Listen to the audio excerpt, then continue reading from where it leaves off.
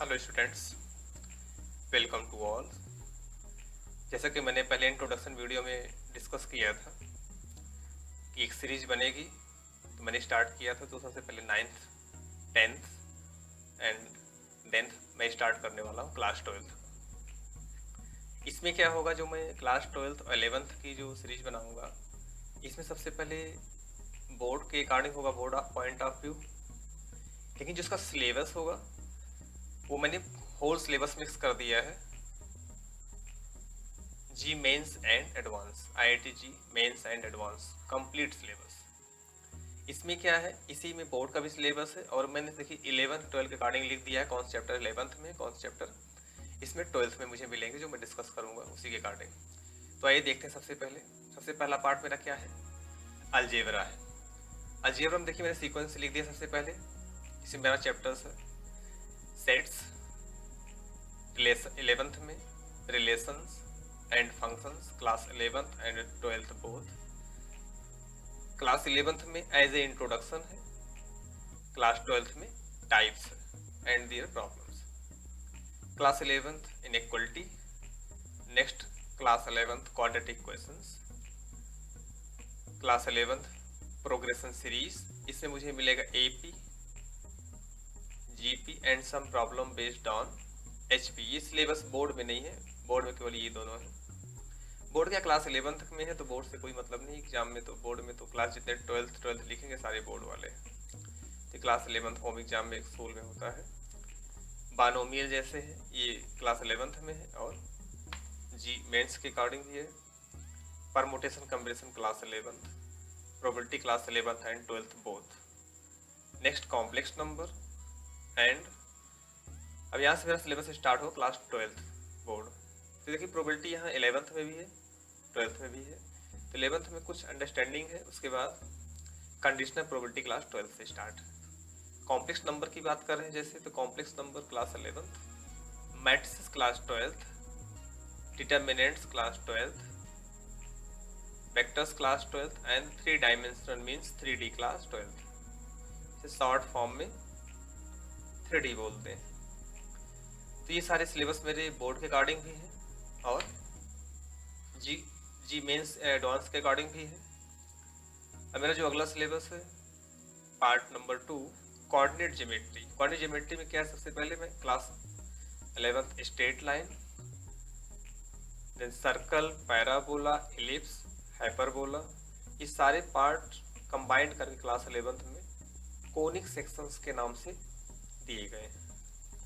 सो ये मेरे 2 part complete हो गए, मीन्स सपोज कर सकते हैं 2 यूनिट। थर्ड पार्ट मेरा कैलकुलस है। इसमें जैसे फंक्शंस है, लिमिट्स, कंटिन्यूटी, ये कन्फ्यूजन हो रहा होगा, यहाँ भी फंक्शंस लिखा गया, यहाँ भी फंक्शंस लिखा गया। तो दोनों में सेपरेशन इस बात का है, जैसे इसमें ये दिया गया है।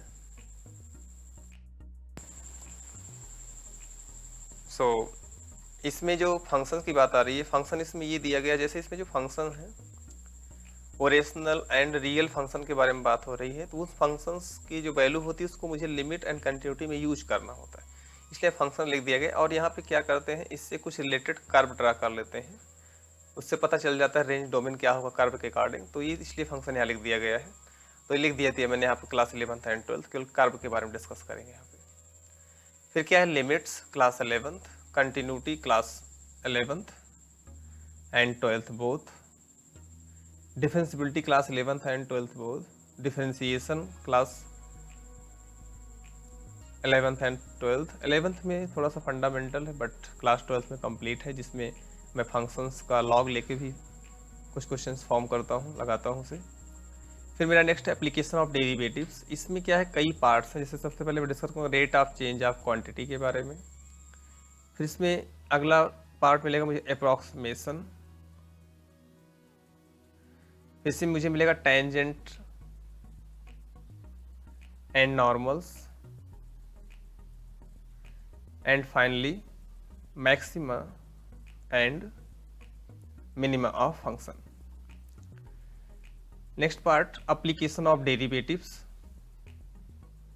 कंप्लीट हो गया। Next part indefinite integral and definite integral. तो इंडेफिनिट इंटीग्रल मीन्स इसमें कई सारे टाइप्स होते हैं उसको बेस कर रहे हैं, इंडेफिनिट इंटीग्रल लिमिट लेके करते हैं। डिफरेंशियल इक्वेशन की बात आ रही है तो उसी इक्वेशंस को सॉल्व करके वैल्यू निकालते हैं। एरिया अंडर कर्व, इसको कभी कहीं कहीं लिखा होता है किसी बुक में एरिया अंडर कर्व, इसी को लिखा होता है एनसीईआरटी में लिखा गया application of integrals. Okay, so next part unit number 4 is trigonometry. Trigonometry में क्या है, रेशियो एंड आइडेंटिटीज का use class 11th, trigonometric question class 11th। इसमें थीटा की वैल्यू निकालते हैं फॉर जनरल सोल्यूशन और particular solution. Solution and properties of triangles and trigonometry, इसमें क्या है कि ये ट्रायंगल चैप्टर है और ट्रिग्नोमेट्री से रिलेटेड है, तो ये एक्स्ट्रा है, इसको मैं डिस्कस करूंगा बाद में, इस सिलेबस में नहीं है इसलिए इसमें कोई क्लास नहीं लिखा गया है। इनवर्स ट्रिग्नोमेट्रिक फंक्शंस, ये क्या है, क्लास 12th में है, चैप्टर नंबर 2 जैसे है। कुछ एक्स्ट्रा में भी करके लिखा गया है पार्ट नंबर डी में, जैसे मेरे पास स्टैटिस्टिक्स है, states class 11th, Heights and distance class 10th syllabus. इसी के अकॉर्डिंग देख रहा हूँ mathematical reasoning class 11th syllabus, linear programming class 12th, LPP, इसी को शॉर्ट फॉर्म बोलते हैं LPP, बाइनरी ऑपरेशन कुछ एक्स्ट्रा है, लॉगरिथम है एंड एक्सपोनेंशियल। तो ये कुछ पार्ट इसमें एक्स्ट्रा ऐड है, ये सारी चीज़ें बाद में होंगी। सबसे पहले क्या होगा कि इतना सारा पढ़ने के लिए लोग कंफ्यूज हैं कि कैसे करेंगे, तो मैं बता दूंगा आपको। सबसे पहले मैं बोर्ड के पॉइंट ऑफ व्यू से चलूँगा, ठीक है, CBSE बोर्ड की जो पैटर्न है उसके अकॉर्डिंग चलूँगा, और चैप्टर्स भी तुम्हारे उसी सीक्वेंस में स्टार्ट होंगे, चाहे वो क्लास 11th हो या क्लास 12th हो। जैसे क्लास 11th में सबसे पहला चैप्टर सेट्स है, देन रिलेशन फंक्शंस एंड वो भी है समथिंग। यहाँ पे क्या है, सबसे पहले मेरे पास जैसे रिलेशन फंक्शन से ही स्टार्ट है, तो चैप्टर आगे पीछे कर सकता हूँ, लेकिन चलूँगा मैं बोर्ड के अकॉर्डिंग। उसी तरह देखिए मैं यहाँ पे सीक्वेंस में लिखा भी हूँ, मैंने स्टार्टिंग में देखिए लिखा भी जैसे था 11th relation function, relation inequality, quadratic equation, progressive series, वैसे देखिए सीक्वेंस में लिखा है। 12th का मैंने नहीं लिखा क्योंकि वो मैं अपने हिसाब से अरेंज कर लूँगा, तो बोर्ड के अकॉर्डिंग चलना है मुझे, उसी हिसाब से मैं इन चीज़ों को ऐड करते चलूँगा। जो बोर्ड में नहीं है उनको मैं एक्स्ट्रा यहाँ पे डिस्कस करूँगा फाइनल में, बोर्ड का सिलेबस कंप्लीट होने के बाद में। सो गाइज ये सारी चीज़ें मैंने बता दिया। अब इसमें क्या बचा हुआ, जैसे मैं देख रहा हूँ कि मुझे कैसे स्टार्ट करना, तो मैं बता दूँ आपको। सबसे पहला जो चैप्टर में स्टार्ट करूँगा, क्लास 12 से स्टार्ट करूँगा, तो उसमें रिलेशन फंक्शन दिया गया है, फिर इनवर्स ट्रिग्नोमेट्रिक फंक्शन है, लेकिन मैं यहाँ से स्टार्टिंग मैं स्टार्ट करूँगा आपको मैट्रिसेस से, ठीक है। क्योंकि कारण क्या होता है, कुछ बच्चे 11th में कैसे पढ़े कैसे नहीं पढ़े, तो कुछ कॉन्सेप्ट अगर प्रॉब्लम होगी तो इस चैप्टर मुझे स्टार्ट करने में प्रॉब्लम होगी, इसलिए मैं बेसिक से स्टार्ट करूँगा, तो अपने अकॉर्डिंग लेके चलूँगा। मैट्रिसेस क्या है, थोड़ा सा इजी भी है, और यहाँ से स्टार्ट करें थोड़ा सा आदमी जो स्टूडेंट्स होते हैं वो ओपन हो जाते हैं, कैसे ठीक है, थोड़ा सा उनका कॉन्फिडेंस बढ़ जाता है। जैसे मैट्रिक्स पहले कर लूँगा, फिर डिटर्मिनेंट्स कर लूँगा, तो इससे उनका कॉन्फिडेंस लेवल क्या हो जाता है, थोड़ा सा बढ़ जाता है, तो इससे चीज़ें उनको ईजी लगने लगती हैं, आगे थोड़ा सा हैबिचुअल हो जाते हैं। So thanks to all listening.